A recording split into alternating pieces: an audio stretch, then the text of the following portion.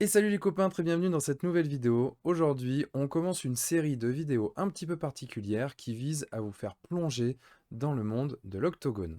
Alors pour ceux qui suivent la chaîne depuis longtemps, vous le savez, tous les ans, je vais à l'Octogone, à la fois pour participer à l'Octopainting, le concours de peinture, mais aussi bien, pour découvrir les nouveautés du monde de la figurine, puisque c'est un salon où il y a quand même pas mal de figurinistes, notamment français, qui viennent nous parler de leurs projets. Cette année, ce que j'ai voulu faire, c'est vous montrer comment ça se passe dans l'Octogone et essayer de vous donner un maximum d'immersion. Et d'immersion dans deux sens, c'est-à-dire filmer ce qui se passe sur place, qui on peut y rencontrer, ce qu'on peut y voir, mais aussi essayer de comprendre comment les acteurs du monde de la figurine essaient de nous proposer un maximum d'immersion au travers de leur table pour tester les jeux ou pour présenter leurs figurines, avec bien évidemment des jolies peintures de figurines. Bref, on va essayer de rentrer un petit peu dans leur tête pour comprendre comment ils font pour construire tout ça et essayer d'en tirer des enseignements, tout simplement pour nous, pour pouvoir le reproduire derrière,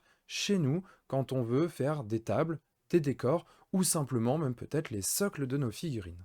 Alors comme je suis allé voir pas mal de stands et que à chaque fois il y avait pas mal de choses à raconter, je fais une petite série avec des vidéos plutôt courtes, plutôt que d'en faire une très longue. Celle-ci va être probablement la plus longue, notamment du fait de cette introduction. Ensuite, elles seront plus courtes, elles iront un peu droit au but pour vous montrer encore une fois comment on réfléchit à tout ça. Bien sûr, on est dans des conditions salon, donc le son est pas optimal, l'image elle peut trembler un peu, mais finalement ce qui est important c'est aussi de voir un petit peu comment ça se passait sur place. C'est d'autant plus le cas par rapport au son que cette année, il y a eu une affluence record avec plus de 17 000, je crois, personnes qui sont venues au salon. Même sur le niveau de la peinture, au niveau de l'octopainting, il y a eu plus de 160 participants, si je dis pas de bêtises. Bref, ça a explosé tous les records cette année, donc voilà, le son, il est ce qu'il est.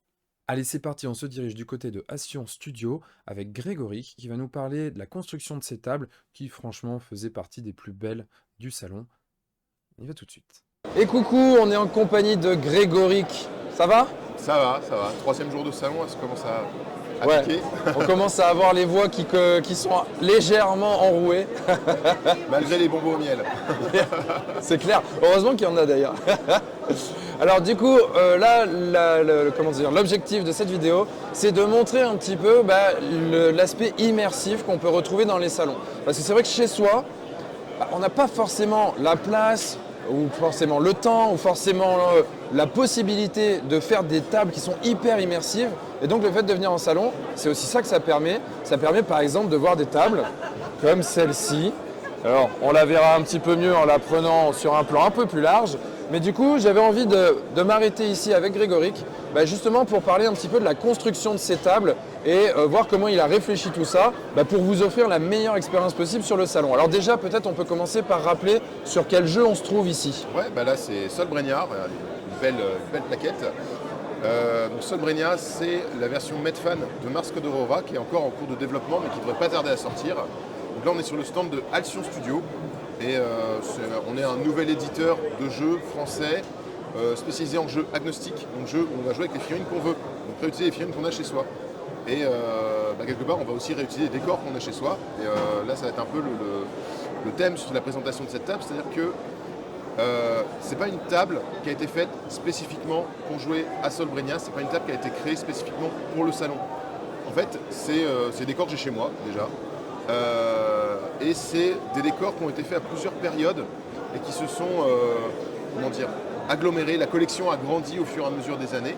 Et c'est une table que je peux faire avec la collection de décors que j'ai à la maison. Ok. Donc là, on va avoir par exemple toute une série de décors TT Combat, qui sont des décors qu'on va pouvoir emboîter pour créer plein de situations différentes. Les murs s'enlèvent, c'est des choses qui s'emboîtent et tout. Moi j'aime bien parce que ça permet pour les jeux d'escarmouche d'avoir des passages, on va créer des portes, des galeries, on va pouvoir monter au-dessus, faire des charges plongeantes. Vous savez que chez Alcyon on adore ça, les charges plongeantes. Donc voilà, il y a plein de façons de construire ce décor. Alors les décors TT Combat, c'est du MDF. C'est quelque chose qui est très plat à la base. Moi j'aime bien rajouter de la texture, donc il y a plein de pâtes texturées différentes qui sont ajoutées sur les éléments en bois. Et sur les décors un peu plus complexes comme les maisons, je vais rajouter des tuiles, des planchers, je vais rajouter des éléments comme ça dessus pour les habiller un peu plus. Ok. afin d'avoir des trucs un peu plus vivants. Ouais. Alors du coup là par exemple on voit une table, donc là je vais faire des plans un peu en off pour montrer tout ça. On voit une table qui est très chargée, quelque chose qu'au final on n'a pas l'habitude de voir. Et moi la première chose que je me suis dit quand je suis arrivé ici c'est ah ouais en fait c'est comme ça que ça devrait être à chaque fois. Comment tu as réfléchi tout ça en fait? À quel moment tu t'es dit bah non en fait je vais reproduire vraiment ce que j'imagine être une ville à ce moment-là, ou en tout cas une ville un peu en ruine? Comment tu te dis tiens je vais placer ça à cet endroit-là, ah tiens par exemple cette passerelle je vais la construire comme ça. Est-ce que tu peux nous donner quelques tips un petit peu pour quelqu'un qui voudrait reproduire ça chez lui? Alors, je vais peut-être te décevoir un peu parce que c'est pas conscientisé et calculé. Oh En bah fait, non. Non, en vrai, moi ma façon de fonctionner, c'est pas quelque chose qui est conscientisé, c'est vraiment, comme j'aime faire des figurines pour les réutiliser dans plein de jeux, qu'une figurine ne soit pas associée à un seul jeu, quand je fais des décors c'est pareil. Donc je réfléchis plutôt sur les décors que j'ai envie de faire sur le moment et comment les intégrer au reste de la collection, que ce soit cohérent avec l'ensemble. C'est-à-dire que là, ce que vous voyez là, c'est un échantillon de ce qu'il y a chez moi, parce que j'ai pas pu tout emmener. Heureusement parce que sinon là on pouvait plus jouer. Et en fait, je vais plutôt réfléchir comme ça. C'est-à-dire que là, par exemple, le kit TT Combat dont je parlais, c'est une base que j'ai fait il y a quelques années pour jouer à Frostgrave. Et puis après, je me suis dit, tiens, ce serait sympa, je vais rajouter, j'ai construit des maisons moi-même. En construisant une maison, je me suis dit, pour le rendre compatible avec ce que j'ai déjà, je vais faire la hauteur de l'étage qu'elle soit identique. Ce qui fait que maintenant, si je veux faire une passerelle entre une maison TT Combat et une de mes maisons, je suis à la bonne hauteur. Voilà. Je vais plus réfléchir en termes de gabarit afin que tout reste compatible d'un décor à l'autre. Il y a des décors, il y a 10 ans d'écart entre les deux. Ouais. Donc en fait c'est plutôt tu vas créer quelque chose à un moment donné qui va te servir de base. Et ensuite, quand tu vas rajouter quelque chose, tu vas réfléchir simplement alors, un minimum à la cohérence graphique évidemment, mais aussi à la compatibilité en termes de gameplay, en termes de jeu. Maintenant, au-delà de ça, tu es libre et tu fais un peu ce qui te chante, quoi. Surtout, quand je fais mes décors, moi je veux être le plus libre possible dans la disposition. C'est-à-dire que ça c'est à disposition aujourd'hui. Si j'enlève tout et je recommence, elle ne sera pas pareille. La table sera différente. Donc j'ai plein d'éléments qui vont bouger les uns par rapport aux autres. Hein. Toutes les passerelles sont amovibles et si j'ai envie de changer, le décor il ne va pas être le même. Donc je fabrique des passerelles de différentes tailles et c'est aussi en jouant beaucoup que je me dis ah tiens c'est dommage là j'ai que des passerelles de 15 cm, il m'en faudrait une de 20 quand même, ce serait bien. Pof, je vais construire une passerelle de 20. Okay. Et donc le but c'est d'avoir beaucoup de diversité pour être libre de faire ce qu'on veut. Ouais. Et moi en plus de ça j'aime beaucoup quand il y a des niveaux dans les jeux, donc les jeux d'escarmouche. Donc forcément je vais faire des trucs où il se passe des choses au sol, il se passe des choses à l'étage. Et dans les futurs décors, j'aimerais bien commencer à faire aussi des choses sur un deuxième étage. Tu vois, avoir un peu plus genre des passerelles là, etc. Des trucs que j'ai plus bossé sur Masque d'Aurora ces dernières années. Et maintenant, je vais plus revenir sur du Medfan. Alors du coup, là, on parle des jeux d'escarmouche. Mais si toutefois on veut un jeu entre guillemets à plus grande échelle, c'est-à-dire en tout cas avec plus de figurines, je pense par exemple, pour rester sur socle rond, figurines individuelles, même si c'est des unités, on peut penser à AOS ou même un Seigneur des Anneaux, enfin bref, tous ces jeux-là. Comment t'envisages ta table? Est-ce que ça, c'est possible de le reproduire dans une optique un peu similaire, où il y a des choses qui vont changer pour avoir un peu plus de place, ou comment tu vois la chose? On va vraiment radicalement changer l'espace. En fait, ce qu'il y a, c'est qu'en ayant une collection d'éléments indépendants qui s'interconnectent, on peut tout repenser comme on veut pour s'adapter au jeu lui-même. C'est-à-dire que là, tout ce que vous avez là, je peux faire 3 ou 4 tables de AOS avec. Voilà, on va limiter le nombre de décors, parce qu'il n'y a pas besoin d'avoir autant de décors sur une table AOS. Et du coup, on va avoir... à ce moment-là, je vais plus réfléchir des choses sur l'empreinte au sol, donc jeu de bataille. Donc peut-être qu'on va privilégier des grosses ruines qui sont là pour avoir un gros obstacle, etc.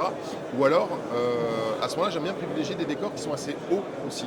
C'est des choses qui n'ont pas forcément une grosse empreinte au sol pour ne pas trop gêner les mouvements sur la bataille, mais qui du coup vont avoir un impact visuel avec la hauteur pour attirer à la table et donner envie de jouer en fait et raconter une histoire.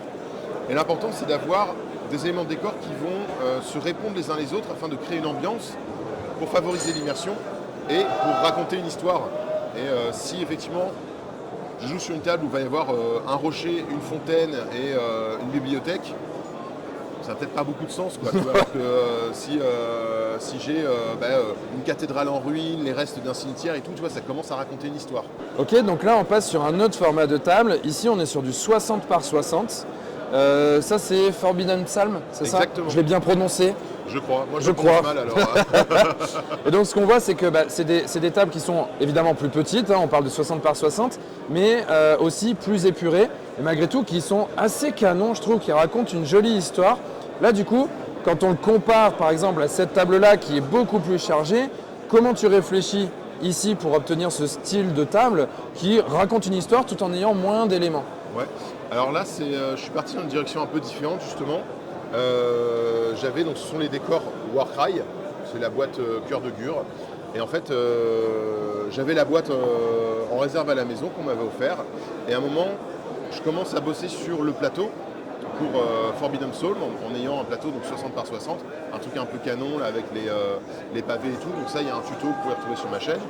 Et je me suis dit, ah mais attends, la boîte que j'ai en réserve dans la pile de la honte, hein, ou la pile au trésor selon les goûts, il y a des arbres mutants dégueulasses et tout. En termes d'univers, ça va être génial pour Forbidden. En fait, on est vraiment sur quelque chose où même la faune, la faune et la flore essaient de te bouffer, quoi. J'ai peint les éléments de décor de cette boîte qui, alors j'ai une cohésion graphique entre eux. Après, si je vais le poser sur la table à côté, ça va pas forcément coller. Bien sûr. Et du coup, c'est une autre gamme, on va dire, de décors. Et là, on est sur un jeu qui est plus épuré, comme tu dis, en termes de décors. On va avoir de 3 à 8 décors sur la table, sur une table de 60. C'est plus petit, c'est moins dense, etc. Mais du coup, en ayant fait la boîte Warcry, plus Realscape, Dur machin, enfin voilà, des boîtes de décors de AOS qui sont sur le même thème, tu vois, avec les côtes, etc. Ça permet d'avoir un set de décors thématique, avec une thématique forte qui raconte quelque chose. Et je peux quand même switcher les décors d'une partie à l'autre. Je peux faire plusieurs tables avec, parce qu'on est sur des petits formats. Et c'est une petite collection hors série par rapport à ma collection traditionnelle, quoi.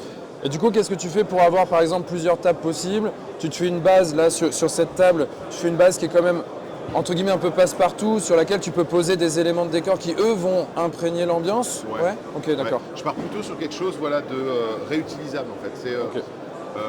Moi j'aime bien avoir des trucs que je peux utiliser dans plein de circonstances différentes. Le plateau en 60 par 60, Forbidden c'est pas le seul jeu qui joue à ce format, donc il faut que le plateau je puisse le réutiliser à d'autres jeux. Ok. Voilà. Du coup, le plateau est assez neutre, on a une ambiance comme ça, un peu ruine, marécage, voilà, assez sombre parce que c'est une ambiance que je voulais. Du coup, quand je pose mes décors un peu glauques à la Warcry dessus, ça passe parfaitement bien. On a une cohérence entre le socle des décors et le socle du plateau. Mais si je veux mettre d'autres décors dessus, ça passera bien aussi. Ouais. Si je veux mettre des bâtiments, des ruines ou des trucs, je peux prendre des bâtiments de mon autre table, les poser ici, ça passera très très bien, justement avec les pavés qui vont faire un rappel. Ouais. C'est une histoire de... en fait, il y a une réflexion sur la cohérence de l'ensemble de la collection et des petits hors-série, comme je te dis. Ok. Bah écoute, super. Là, du coup, il y a pas mal de styles de décors différents, que ce soit voilà, plus nature un peu dégueulasse, plus dans une ambiance un peu voilà, cimetière, tout ça, de la ville par ici. Donc il y a plein d'éléments différents. J'imagine que tu as quelques petits tutos sur ta chaîne. Ah oui, il y en a pas mal, ouais. Ok. Donc si on veut les retrouver, ta chaîne c'est, on peut la rappeler Grégoric, voilà, tout simplement. Ok. Eh ben écoute, l'orthographe bizarre. Ouais, c'est ça. C'est Grégoric, ça s'écrit comme Grégoric. C'est marqué ici. Et voilà. Attends, je fais la mise au point. Et voilà.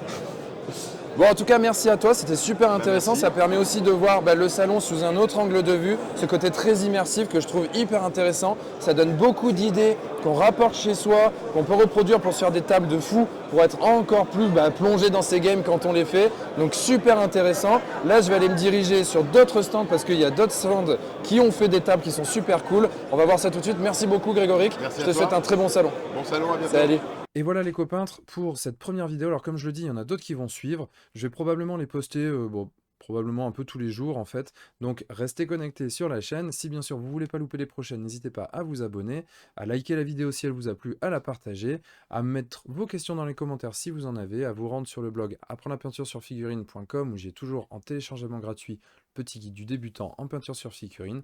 Et puis moi je vous dis à très vite dans une prochaine vidéo. Prenez soin de vous et surtout, n'oubliez pas de mettre des couleurs dans votre vie. Ciao!